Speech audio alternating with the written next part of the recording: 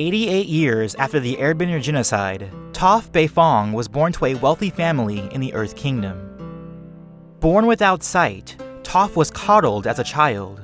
Her parents' tight grip led Toph to run away at the age of 6. As she roamed the underground of her estate, she discovered badger moles, blind creatures who use the earth to see. Learning from their movements, Toph gained a new sight, a seismic sense, seeing the world through earth. At the age of 12, she was already a master earthbender, participating in underground fighting rings under the moniker the Blind Bandit. It was here where she would meet the Avatar, who was looking for someone to teach him in the ways of Earth. Resentfully, she agreed, joining him in his journey. On their adventure, she discovered metal bending, a new form of earthbending, and eventually Toph helped Avatar Aang bring the elements back into balance, defeating the relentless Fire Nation.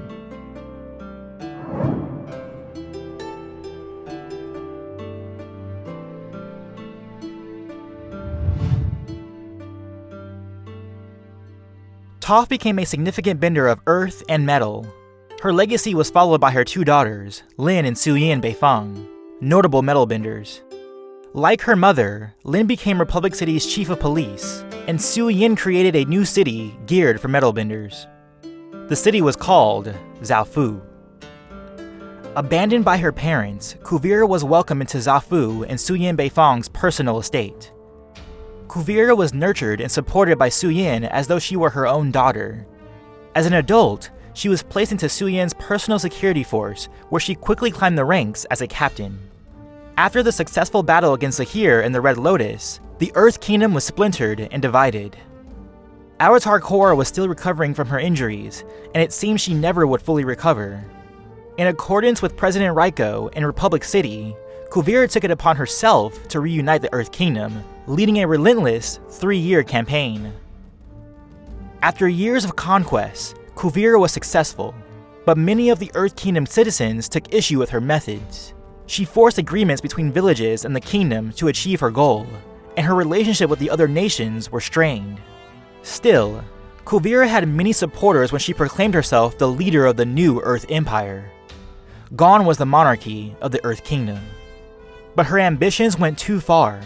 She wanted Zaofu and Republic City for herself, creating an enormous mech that was capable of devastating destruction. Eventually, Kuvira and her empire were brought down by Avatar Korra, and she was arrested for her war crimes.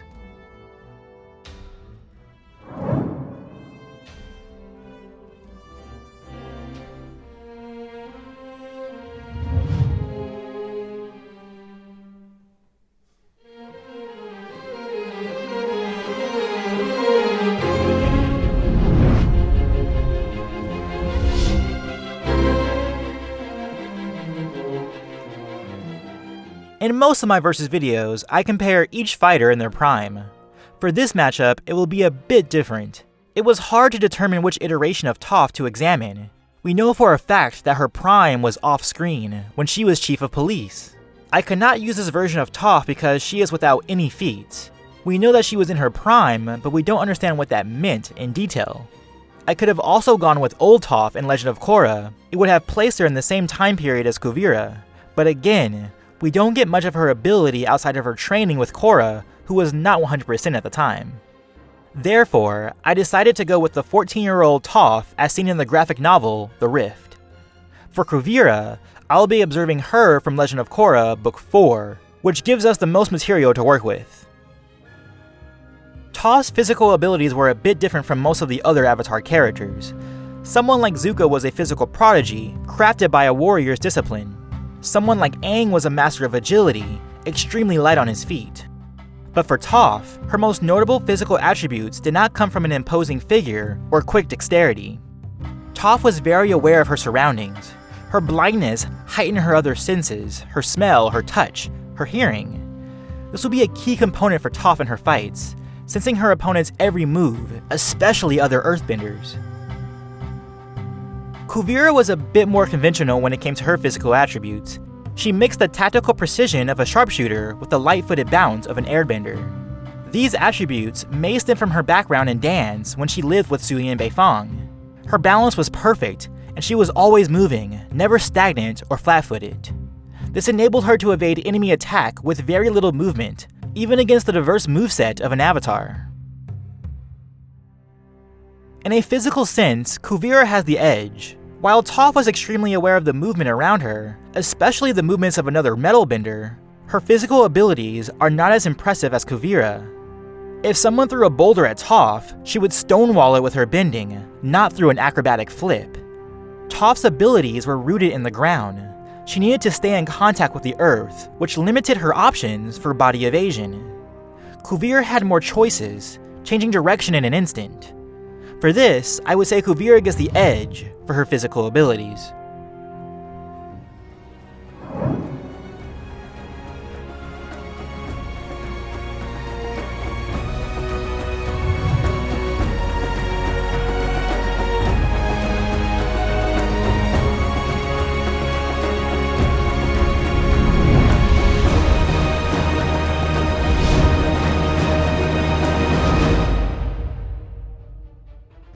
Earth was the element of substance, classified by its strength and fortitude.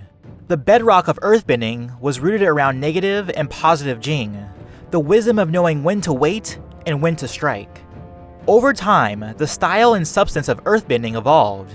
There were individuals who could bend different kinds of earth, such as sand, metal, and lava. Traditional earthbending was more about power, blows of strength. Modern earthbending was more about precision, blows of speed. Comparing Toph and Kuvira is a bit like comparing the old and the new, the traditional and the modern. Though that's not entirely true, Toph was a bit unorthodox for her time, using a self-taught style of earthbending rather than the typical Dai Li style. Still, Toph's style was more traditional than it was modern. Unlike air, which was based around evasion, or fire, which was based around offense, or water, which was based around redirecting defense into offense, Earth had two distinct parts, offense and defense. Some earthbenders refer to this as positive and negative Jing. Positive Jing related to taking decisive action, while negative Jing related to a more passive approach. The perfect Jing was neutral, the principle of waiting and then attacking at the right moment. Toph had no trouble with her use of positive Jing. She was both precise and powerful enough to hold up tons of metal for hours, precise enough to temporarily disable the combustion man. Typically within a fight, she favored power over precision, throwing out a boulder or a huge group of rocks. But she has also used earthbending in more subtle ways, often throwing off her opponent's balance. Kuvira was also very accomplished in her positive Jing. Unlike Toph, she was chiefly concerned with speed and precision. Kuvira was more like a sniper with a Tommy gun. Her fight against the bandits is a great example. While Toph would have turned the entire valley on its side, Kuvira dealt with each bandit individually, an impressive feat of speed and precision, but not of mounting power. Kuvira was all about subtlety, unsettling an opponent's purchase with the ground, or overwhelming them with blinding speed. She also possessed a grappling hook and makeshift sword within her armor. Much like the metal-bending police force in Republic City, she used her grappling hook for long-distance attack. For shorter distances, she had a plated sword at her disposal, and both would be very useful in a fight. Toph's most significant ability was her defense. The chief discipline of any earthbender was to wait and listen, and Toph's ability to see an attack before it happened was a huge benefit, especially against other earth and metal benders. Typically, Toph let her opponent make the first move, waiting for the best time to strike. When she went on the defensive, she either evaded through her own subtle movements or literally stonewall attack with a huge rock wall. Kuvira's defensive measures were a bit different. Holding true to her focus on speed, she was focused on evasion rather than stonewall defenses. She carried herself like a boxer, like a pro bender, bobbing and weaving before countering. She lived and died by her ability to be faster than her opponent, never displaying any desire to defend herself through the more standard approaches of Earth. The process of comparing the bending abilities of these two was difficult. My first thought was that Toph was the better of the two when it came to bending, but then I asked myself, why? So I reviewed her fight scenes and I realized a lot of Toph's abilities are overinflated among fans, and I wondered why this was so. Could it be because she was very sassy and people favored her personality and it was more of a fan favorite type deal more than anything else? So then I looked at Kuvira's fight scenes and I was far more impressed with her technique. She was a much faster metalbender than Toph was. She was always on the move with a bounce in her step.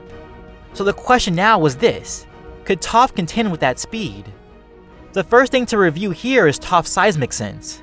She could sense her opponent's movements, including their mid-air attacks, so she certainly has an advantage there.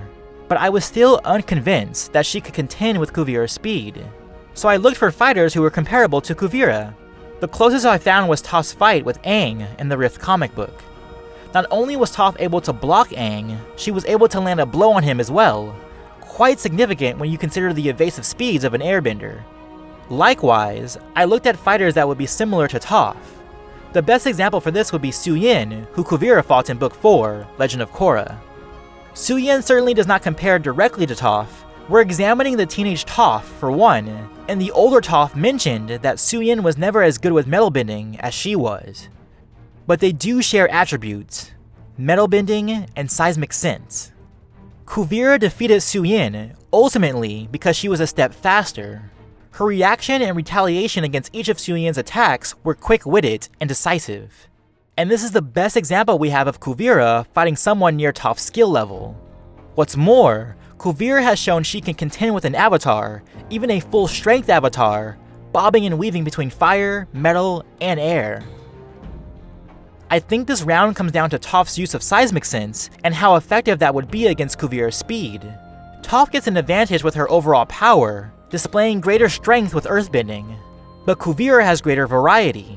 The key difference between Toph and Suyin's seismic sense is that Toph is far more reliant on it than Suyin is, which could indicate a superior use of the ability midway through combat. Gosh, I'm ranting, let me stop.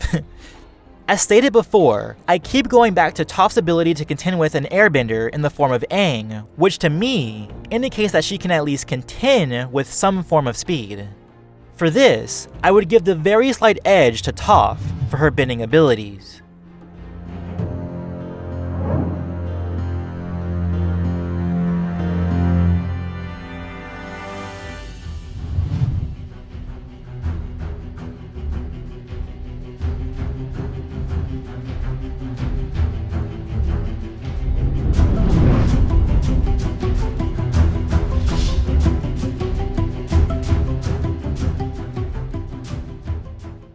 Brutally honest, extremely stubborn, yet carefree, Toph was compassionate, but always ready to showcase her grit. Toph's personality is highlighted best when judging how she trained Aang versus Katara's training. Toph was tough and unyielding, believing progress was achieved through tough love, unlike Katara, who believed development stemmed from encouragement and nurture. Kuvira was much the same. She was equally persistent, equally stern. While Toph was determined to prove she was capable despite her disabilities, Kuvira was determined to meet her goals, uniting the Earth Kingdom in any way possible. She allowed no one to undermine her objective, blinded by her singular goal. Toph's disability directly informed her fighting tactics. The earthbending mantra of wait and listen took a whole new meaning with Toph, where she literally had to wait and listen. Toph's reliance on seismic sense was both a blessing and a curse. She could map out her opponent's movements, but she also had trouble pinpointing opponents mid-air. Her effectiveness was dictated by her environment, whether she was standing on earth, ice, or sand. Because Toph was self-taught, she practiced the way of the praying mantis rather than the traditional Dai Li style. The style involved tight movement of the body, succinct katas, much like Hungar Kung Fu. This likely helped with Toph's reaction time, listening for her opponents and then reacting through short movements. Visualize, then attack. Kuvira was a very fluid and intuitive fighter. Unlike Toph, who, by necessity, relied on being reactive, Kuvira was more proactive. She was a balanced fighter, favoring neither her offense nor her defense over the other. Instead, they were intertwined, much like a waterbender. Typically, she started off her sequences by slipping her opponent's attack, looking for openings. Once she found a chink in her foe's armor, she attacked with a lightning-fast assault. The question here is how effective Toph's keen senses will work out against Kuvira's tactics. When looking at Toph's own abilities, it makes sense that she would be well suited against most metal benders. But we have to take into consideration that Kuvira's own fighting style was top tier. She was an extremely fast and agile fighter. Personally, I favor Kuvira's approach to combat. I believe her fluid fighting style would function better than Toph's waiting and listening tactics. Or in other words, I think Kuvira had more options on the battlefield. Kuvira gets the edge for her tactical abilities.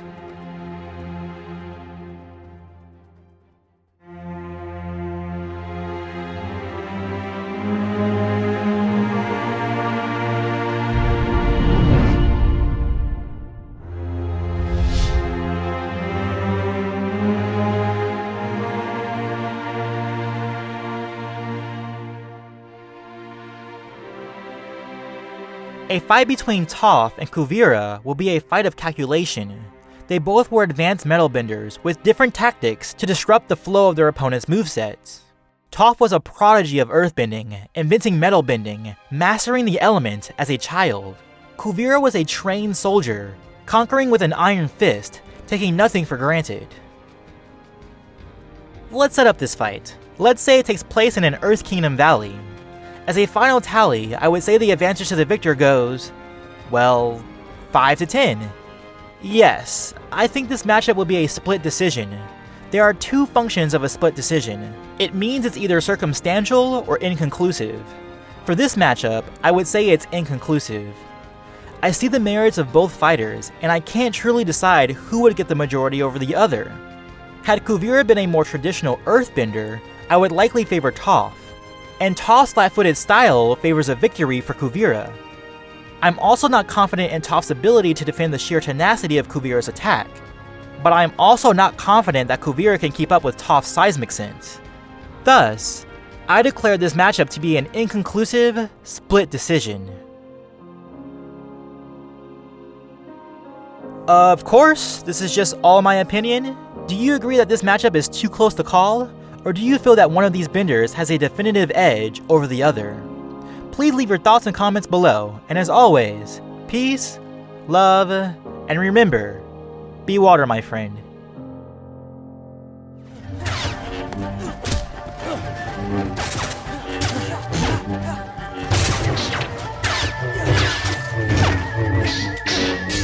The question still stands.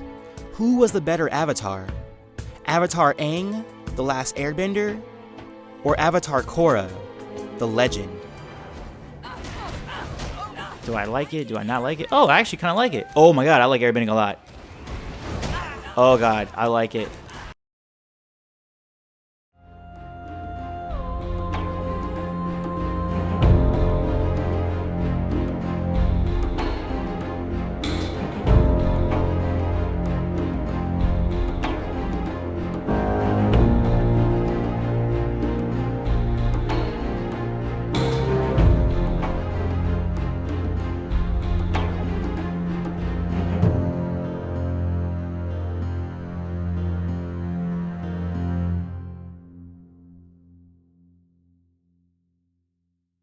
These attributes may stem from her background. What? Oh, I see.